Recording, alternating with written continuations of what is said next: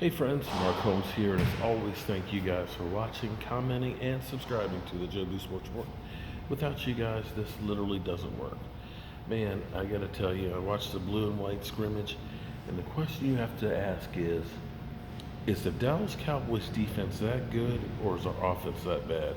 But we'll talk about that later on the final word of the Dallas Cowboys later on tonight. But this news here, you see by the cover, the graffiti of Dak Prescott with the reference from Get Out has been vandalized. Um, and what's interesting is we have, of course, one of our favorite trolls, Stephen Willie Beeman, a Eagle fan, who was saying that, yeah, even Cowboy fans want Dak Prescott gone.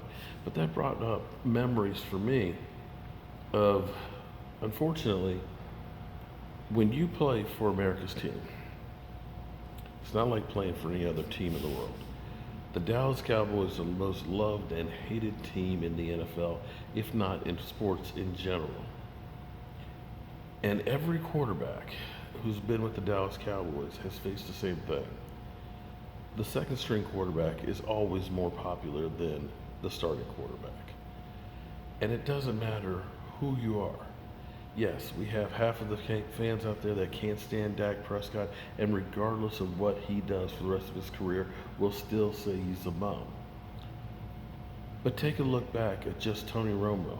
We have revisionist history here now where everybody feels that everybody loved Tony Romo, when the reality is they didn't. Yes, you have the homosexuals out there that are always talking about Tony Romo.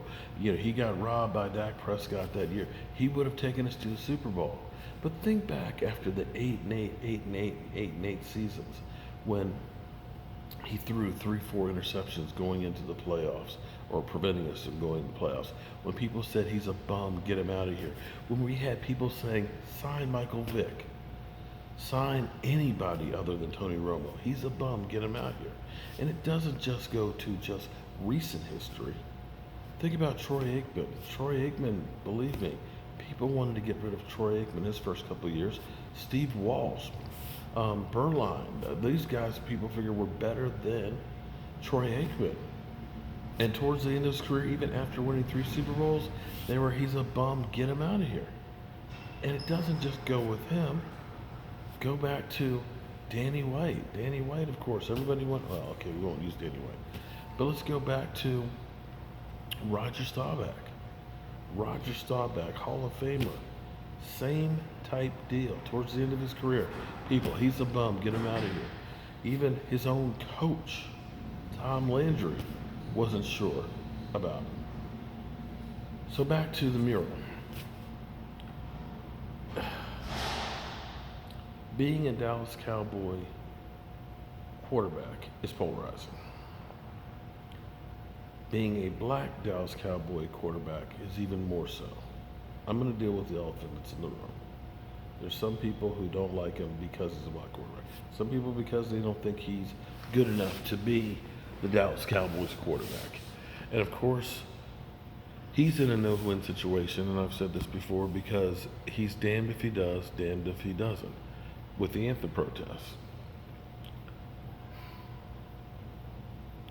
It saddens me because I always say I'm old, and I don't say I'm old because I feel like I'm old and decrepit. I say I'm old because you see these gray hairs right here? I've seen a lot of things. I've experienced a lot in my life. I went to elementary school in 1970 as the first integrated class in my school. The year that I was born, in 1965, a black man and a black woman could not marry in the state of Virginia.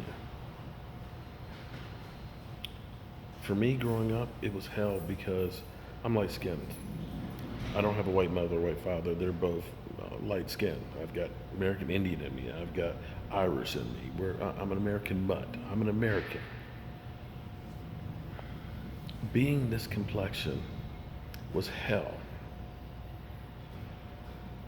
The white kids would say you're a nigger.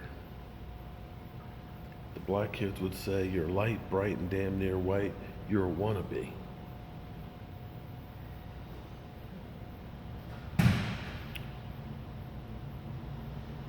I'm trying to remember which speech it was last night from the Hall of Fame that one of the players said, his mom said, don't you start the fight, but when you're challenged, you find the biggest one out there and you pick up something and hit him upside the head. I had that exact same experience growing up because, again, there weren't a lot of black kids in my school. And I had all these kids that were always constantly picking on me, nigger this, nigger, nigger, nigger. And I remember going home crying and my dad being pissed off at me and said, you know what, son? You pick up a brick and you knock the biggest one upside your head, and I guarantee you, nobody will ever mess with you again. And we went up to the school, sat there with the principal, and my dad said exactly that. And I was the principal like, no, Mr. Holmes, let's not do that. But it's sad that here it is, 45 years later, that we still have the same kind of issues, if anything worse.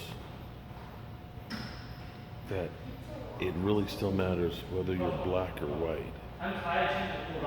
Why can't we judge somebody by what's in their mind and their heart, as opposed to what the color is on their skin? And racism goes both ways. Black to white, white to black, yellow to brown. It goes always. We all have our different prejudices. But we've got to get beyond that, because we're better together than apart.